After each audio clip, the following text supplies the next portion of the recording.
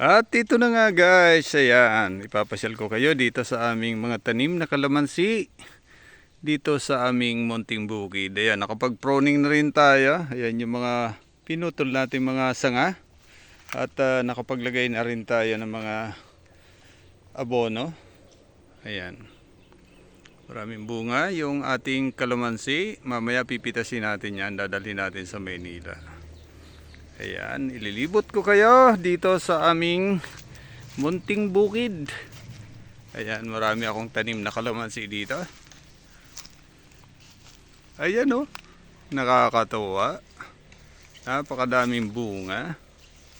Ayan. Titirahin ko na yan mamaya. Dadali natin sa Maynila at maging pera na yan. Ayan, ito pa. Ayan, nakapag-proning na tayo. Ayan nga. May mga abono na. Ayan oh.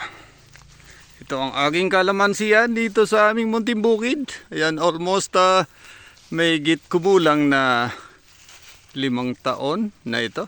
Itong aming kalamansiyan dito. Ayan, may mga tanim na rin tayong rambutan dito. Ayan.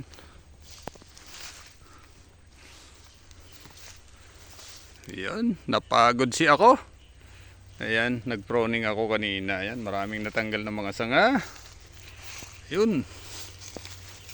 Ang aming kalamansiyan dito sa aming munting bukid. Ayan. Ayan, nasa tabing highway lang ito. Ayan o, may mga nadaan sa sasakyan. Iyon o. Pagpasensya nyo, medyo mahingay.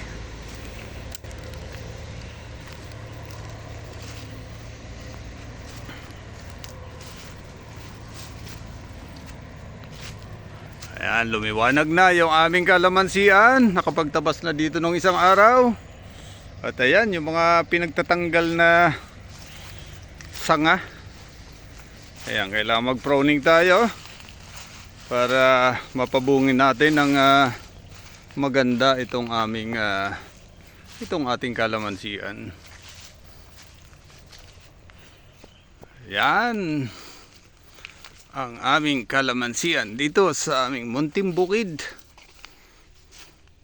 Ayan, nakapagpitas na kami dito. Ayan, may isang punong rambutan dito, malaki na. Ngayon. At mayroon din doon isang punong lansones. Malaki na rin. Ayun. Ayun ang lansones. Ayun, daming dumadaan sakyan. Ayun oh. Ayun.